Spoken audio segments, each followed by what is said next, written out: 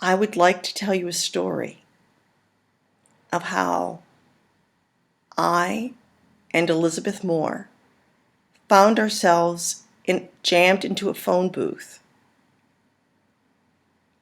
asking the mother of our best friend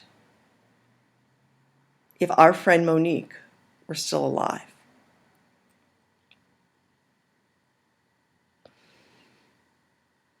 It was January of 1978.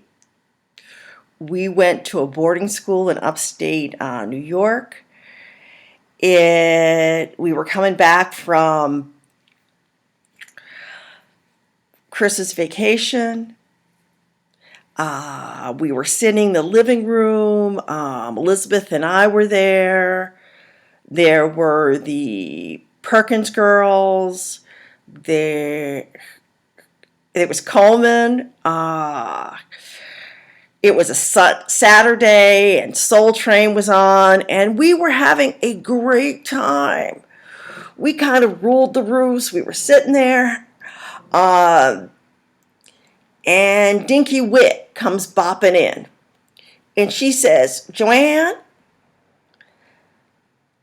do you know Monique Franklin?" And I was like, "Yes." And she goes, "Well, she dead." And I looked at Dinky and I said,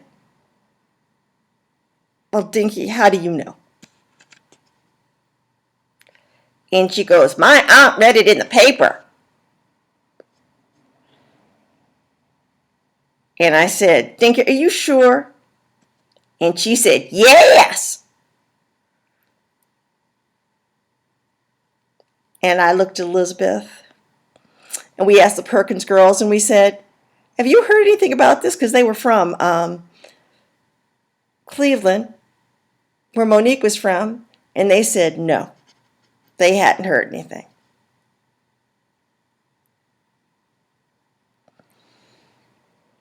So we decided we're going to have to find out. We asked a few more people. Nobody had heard anything. So we decided we're going to have to call her mom. We got her mom's number, and we went to the phone booth. And I got on the phone first. And the phone rang, and I picked it up, and I said, "Hello, Mrs. Franklin? This is Joanne Als. Can I speak to Monique?"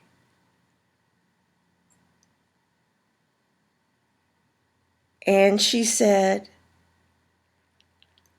"She's not home." And I said, "Do you know when she's going to be coming back?" And she said, "No." And then I asked her, "Do you know where she is?" And she said, "No." And then I realized I could not ask this woman where her daughter was. So I gave the phone to Elizabeth. And Elizabeth asked her, "Mrs. Franklin, do you know? Is Monique dead?"